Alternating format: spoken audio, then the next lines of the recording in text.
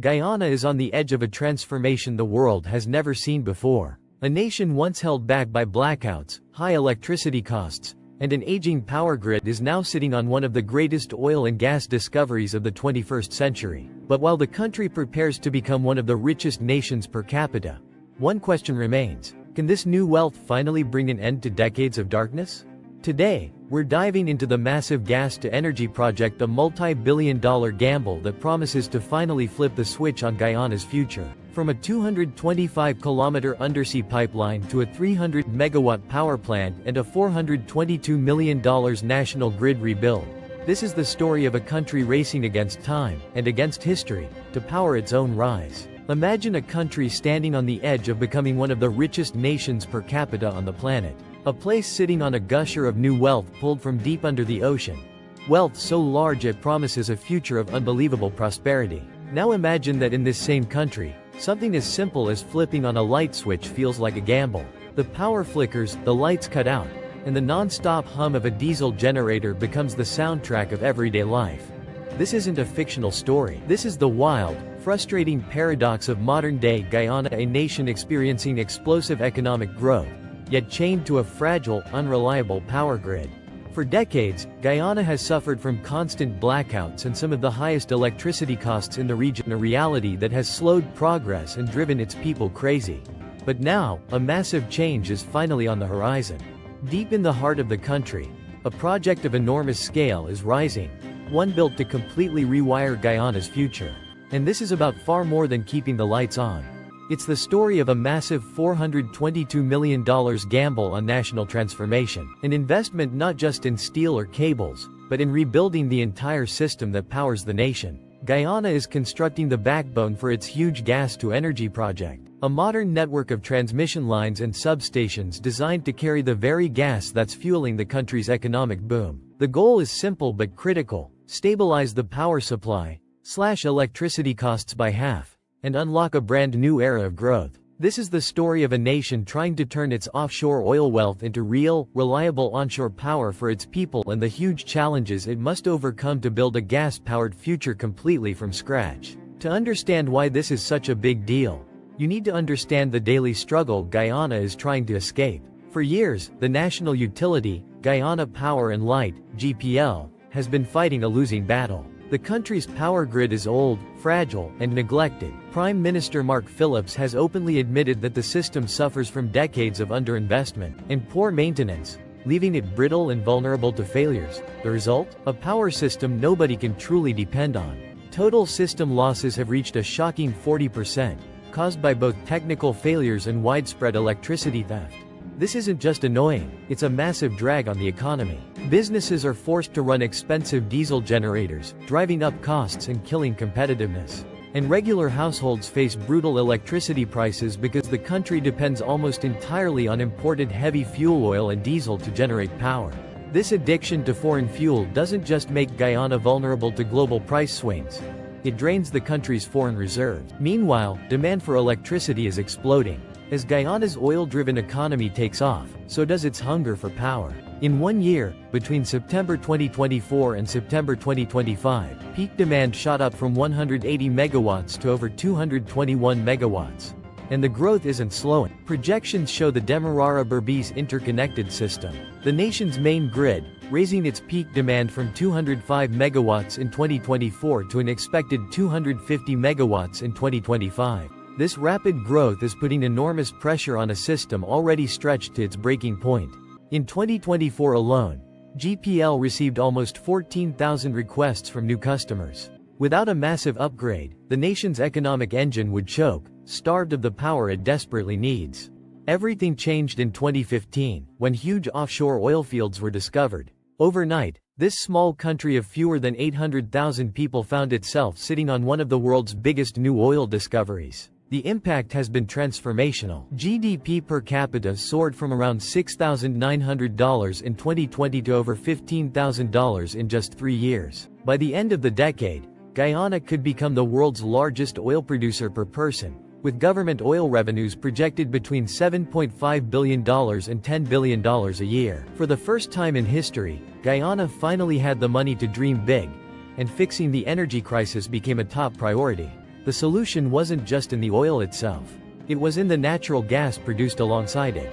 For years, that gas was either burned off or pumped back underground. But the government saw an opportunity: capture the gas, transport it to shore, and use it to generate electricity. This vision became the Gas to Energy (GTE) project, a multi-billion-dollar effort to completely transform how Guyana powers itself. The idea is simple but brilliant. Take gas from the offshore Liza field's gas that was previously wasted, and use it to fuel a new, modern power plant onshore. The GTE project is huge, and it's easiest to understand in three major parts. The total cost is over $2 billion, showing just how massive and complex this undertaking is. Part 1.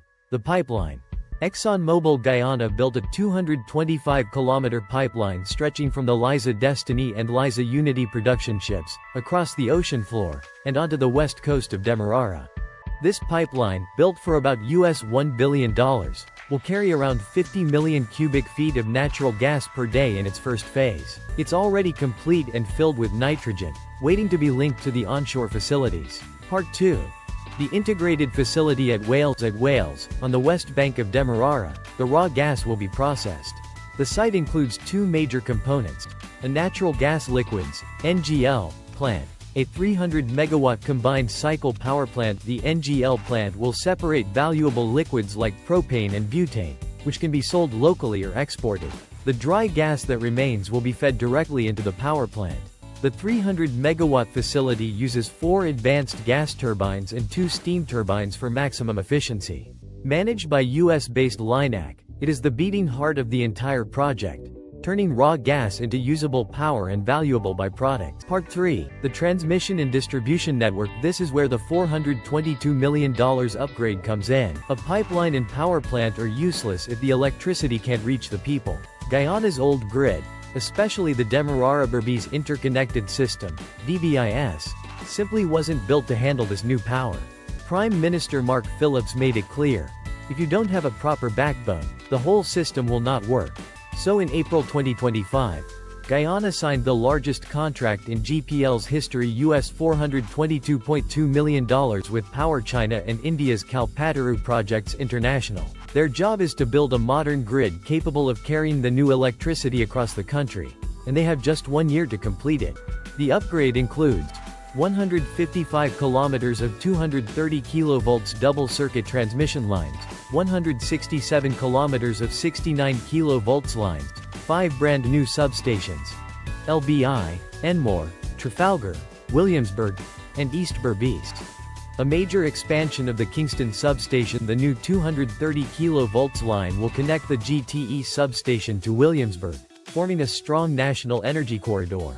This isn't a minor upgrade, it's a complete re-engineering of the grid. The previous network was full of dead ends, so a single fault could knock out power for thousands. The new system is built in a loop with N+1 redundancy, meaning every major piece of equipment has a backup. This $422 million surge is the critical link that will allow the 300 megawatts generated at Wales to reach homes, businesses, and industries across the nation, finally ending Guyana's era of chronic blackout. The expected impact is huge. The government plans to cut electricity tariffs by 50% thanks to the switch from imported oil to free natural gas. That's not a small tweak, it's a complete game changer.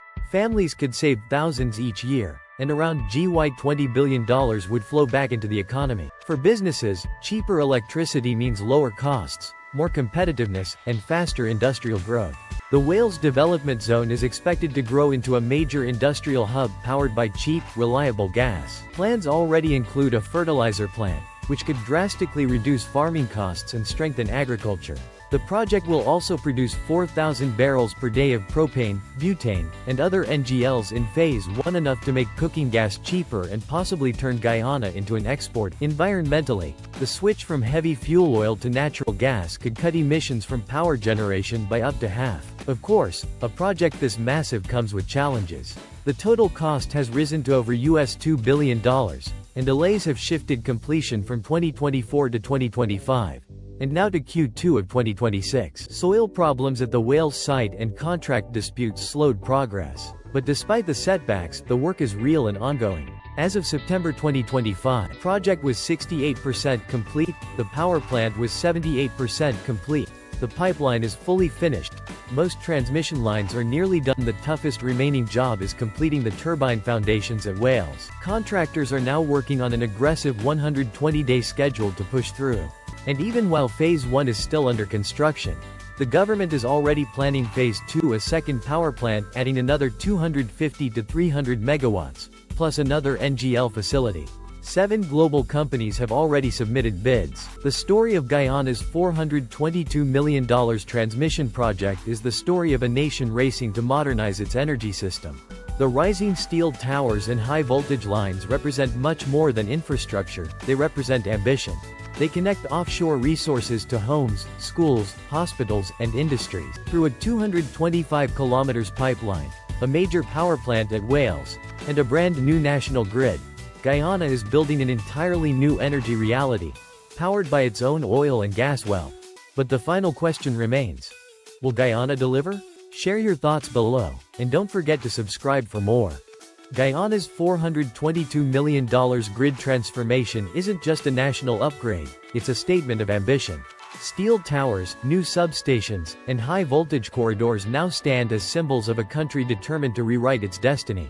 If the gas-to-energy project succeeds, blackouts could become a thing of the past, electricity prices could be slashed in half, and Guyana could step confidently into a future powered by its own resources. But the work isn't done, and the world is watching.